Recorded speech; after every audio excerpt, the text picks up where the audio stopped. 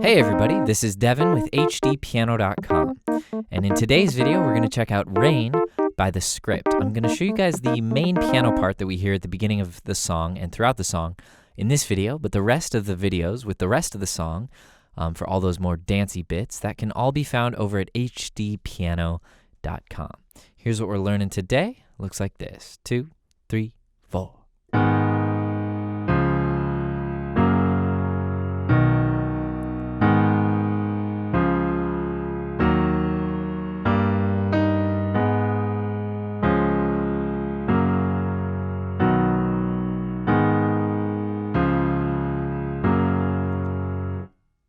All right, so it's a solid 8 measures, and it's essentially the chord progression that we get throughout the entire song. So with that alone, you can really make it through. But I am looking forward to the next video where I'm going to break down, how to kind of like bring some rhythm into it and make the piano part on its own be something that people can dance to, just like the track. All right, so before I begin, a quick question. I'm from Seattle, where all it does is rain, or at least that's what everyone I meet tells me. I can say as a fact that's just certainly not true. It's a beautiful place. It does rain maybe a little bit more than average in most places. I don't know. But really, I didn't grow up thinking that it rained a bunch. So it's just been very strange, living away from Seattle and everybody telling me, oh yeah, it rains a lot there. I'm like, nah, not really. So I'm curious where you guys are from. And does it rain a lot there? Let me know in the comments below. All right. So we are in the key of G flat major, and we're starting on the 2 chord, which is A flat minor. So G flat is the 1, A flat would be the 2 in the scale. All right, so middle C is right here. So notice that this first chord is below middle C, and most of what we're doing is going to happen down in this register. All right, so A flat in the left, E flat, A flat, C flat in the right. All right, so that's our first voicing for 2 beats. 1, 2, 3, 4. Next voicing kind of pairs down a bit. We get D flat in the left and D flat and F in the right. All right, D flat major there. Now we go to G flat major. Same shape as A flat minor, but just down a step in the scale. G flat in the left, D flat, G flat, B flat in the right. And now we pair it down again to get B or C flat major. C flat in the left, C flat and E flat in the right. All right, so you see the pattern. We have a triad in the right hand. Then it pairs down to just 2 notes, then a triad again, back down to 2 notes. First 2 measures down. Good work. All right, so we play it again, A flat minor to D flat.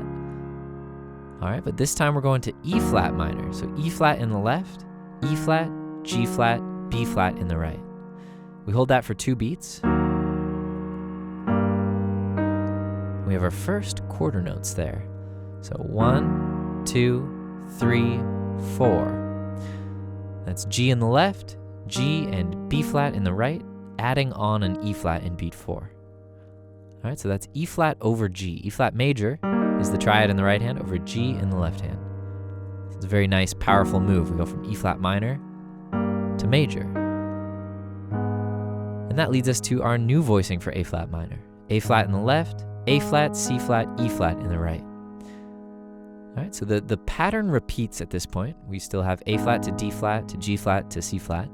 However, we've got slightly higher voicings in the right hand.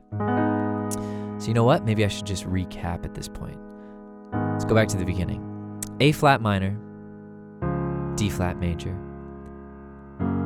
G flat major, C flat major, A flat minor, D flat major, E flat minor to E flat major over G.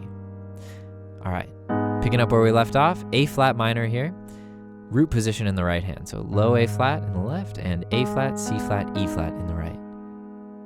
Next up, D flat in the left, F, A, D flat in the right.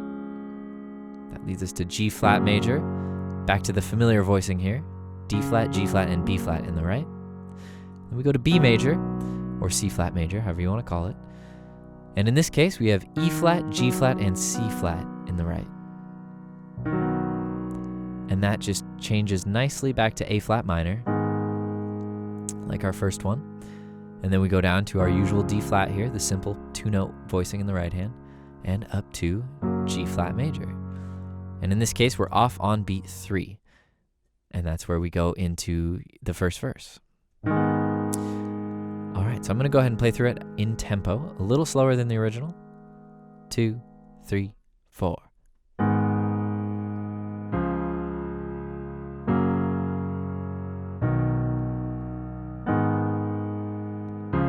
Here goes to E flat minor and major.